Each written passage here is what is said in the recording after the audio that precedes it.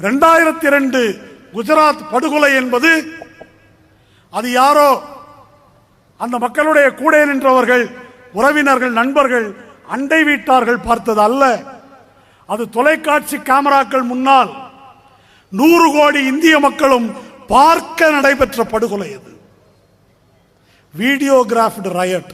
உலகத்திலேயே நாம் அனைவரும் அந்த படுகொலையின் சாட்சிகள். ஒரு நியாயமான சாட்சி என்ற முறையில் அதற்கு நாம் பதில் சொல்லியாக வேண்டும். அதற்கு அந்த மக்களுக்கு நீதி கிடைத்தாக வேண்டும். ராஜபக்சேயை தூக்கிலிடு என்று தமிழகத்தில் போராட்டம் நடந்தது. ராஜபக்சே என்ன செய்தானோ அதைவிட கொடிய முறையில் மோடி இதை செய்திருக்கிறார். ராஜபக்சேயினுடைய ராணுவம் தாக்குதல் தொடுத்தது. இங்கே காவிப்படை போலீஸ் காவலோடு மிக கொடூரமான முறையில், அதாவது சொல்ல முடியாத வார்த்தைகள், அதை விவரிக்க நேரமும் இல்லை, விவரித்தால் கூசக்கூடியது. கருப்பையை கிழித்து 8 மாத குழந்தையை எடுத்து அந்த பெண் கெஞ்ச கெஞ்ச அந்த குழந்தையை மண்ணெண்ணெய் ஊற்றி கொளுத்திட்டு பிறகு பெண்ணை கொளுத்துவது, தப்பித்து ஓடும் குழந்தையை நாயை பிடிப்பது போல சுருக்கு கயிறு போட்டு பிடித்து கொளுத்துவது, 19 பேர் கொண்ட ஒரு குடும்பத்தை வீட்டுக்குள்ள தண்ணியை ஊத்திட்டு அதில் 440 வாட் கரண்ட்டை பாய்ச்சி அந்த குடும்பம் முழுவதையும் கொல்வது, வீட்டுக்குள்ள கேஸ் சிலிண்டரை தள்ளி வைத்து மூடி அதை பற்ற வைத்து கொலை செய்வது. எத்தனை கொடூரமான முறைகள் உண்டோ அத்தனை கொடூரமாக எத்தனை பெண்கள் வல்லுறவுக்கு ஆளாக்கப்பட்டு அதற்கு பின்னால் சிதைக்கப்பட்டு கொல்லப்பட்டிருக்கிறார்கள்.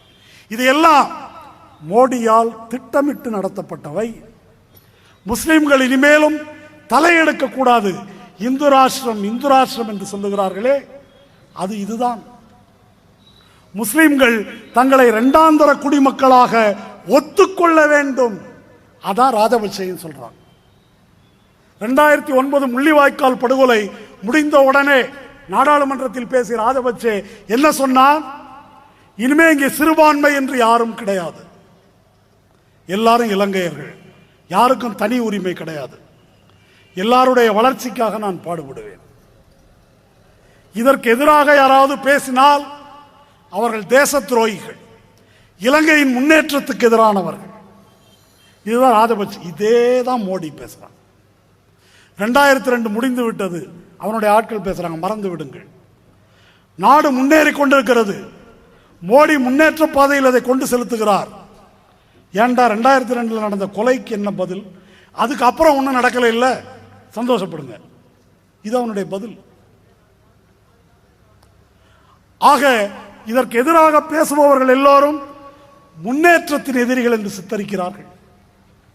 இப்படிப்பட்ட ஒரு கொலைகாரனைத்தான் தமிழ் ஈழத்தின் ஆதரவாளர்கள் என்றும், பாரதிய ஜனதா காங்கிரசுக்கு பண்ண துரோகம் தெரிஞ்சது.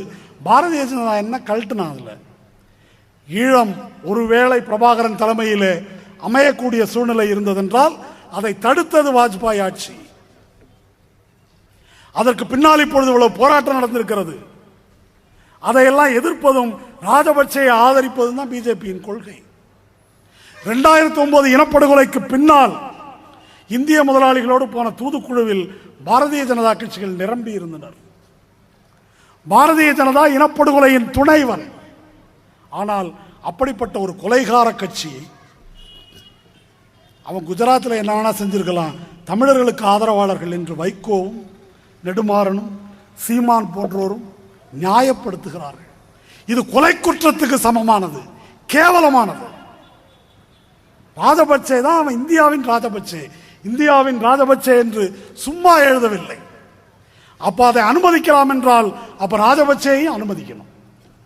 மோடியை அங்கீகரிக்கலாம் என்றால் ராஜபக்சேயின் கூற்றையும் அங்கீகரிக்கணும். சொல்ல போனால் ராஜபக்சே அங்க நடத்துவது ஒரு குடும்ப ஆட்சி. பசில் ராஜபக்சே, கோத்தபய ராஜபக்சே, அண்ணன் தம்பி குடும்பம். இந்த குடும்பம் மோடியின் குடும்பம் பெரிது. சங்க பரிவாரம், பரிவாரம்னா இந்தியில குடும்பம். நாடு முழுதும் இருக்குது இந்த குடும்பம்.